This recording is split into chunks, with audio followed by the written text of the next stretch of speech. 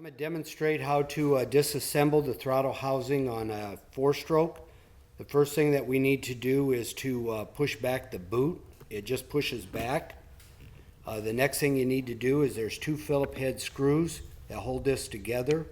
So we're going to loosen these up. We're going to turn it a little bit and then just screw out. You do not need to be afraid. There's nothing inside this housing that's going to fall out. So there's no need for concern of that.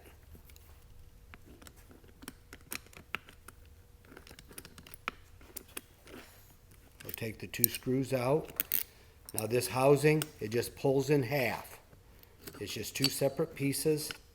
There's nothing in there to fall out. I'm going to put my tools down. Next thing we do is we're just going to rotate it, and we're just going to slide the cable heads out. And there you have it.